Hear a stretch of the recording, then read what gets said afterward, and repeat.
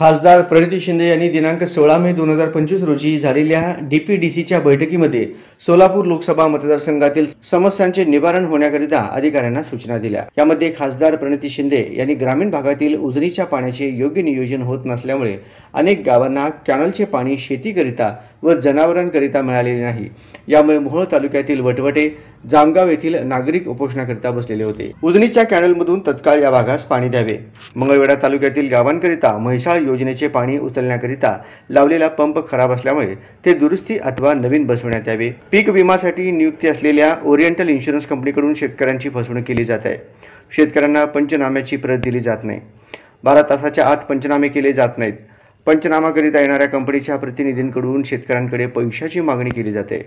जिल्हाधिकारी यांनी इन्शुरन्स कंपनीकडे वारंवार शेतकऱ्यांच्या पंचनाम्याच्या कॉपी मागितल्या तरी त्या उपलब्ध करून दिल्या जात नाहीत। त्यामुळे त्यांच्यावर कारवाई करण्यात यावी। तसेच ओरिएंटल इन्शुरन्स कंपनीचे पीक विम्याचे उर्वरित 100 कोटी शेतकऱ्यांच्या खात्यावर तत्काळ जमा करावे अशी सूचना त्यांनी केली। लाभार्थ्यांचे शासकीय घरकुल मंजूर असून जागे अभावी नागरिकांना योजनेचा लाभ घेता येत नाही। याशिवाय नागरिकांना गायरान जमिनीचे गावठाण जमिनीमध्ये रूपांतर करून घरकुल योजनेचा लाभ मिळण्याकरिता परवानगी देण्यात यावी किंवा आहे त्या जागेवर बांधकाम करण्याकरिता परवानगी मिळावी। गेल्या 50 ते 60 वर्षापासून राहत असलेल्या जागेचे अतिक्रमण आहे म्हणून पाडण्याचे आदेश कोर्टाच्या वतीने देण्यात आले। सदर आदेश स्थगित होण्याकरिता महाराष्ट्र सरकारच्या वतीने सुप्रीम कोर्टात पुनर्विचार याचिका दाखल करावी। मंगळवेढा तालुक्यातील शिरसी, गोणेवाडी व दुष्काळी 24 दुष्काळ गावांना पाणी पुरवठा करण्याकरिता टँकरची व्यवस्था करण्यात यावी।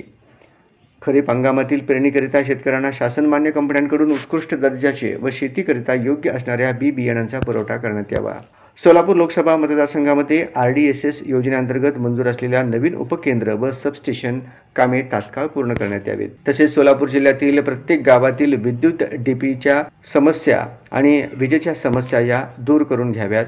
शेतकऱ्यांना MSCBचे नवीन कनेक्शन शेतीसाठी देणे बंद आहेत। सोलार कंपनी शेतकऱ्यांकडून पैसे भरून घेत आहेत, परंतु 6 ते 7 महिने शेतकऱ्यांना सोलार मिळत नाही। सोलार सिस्टीमवर 200 मीटर खालील बोअरवेल मोटार सुरू होऊ शकत नाही। नवीन रोहित्र किती मंजूर आहेत, त्यामधील किती रोहित्र बसवण्यात आले किंवा किती बसवणे बाकी आहे, त्यापैकी उर्वरित रोहित्र तात्काळ बसवण्यात यावेत। RDSS योजना तयार करताना गावालगतच्या वाड्या वस्त्यांचा समावेश करण्यात आला नाही। त्यामुळे वाड्या वस्त्यांना 24 तास सिंगल फेज वीज मिळत नाही। सदर गावातील वाड्या वस्त्यांचा समावेश करून तेथील काम करावे। अदानी स्मार्ट मीटरमुळे लोकांची लूट होत आहे। जॉक्शन कंपनी योग्यरित्या काम करीत नाही। त्यांना सक्त सूचना करून कामे वेळेत करण्याचे नियोजन करावे, असे शिंदे यांनी सांगितले।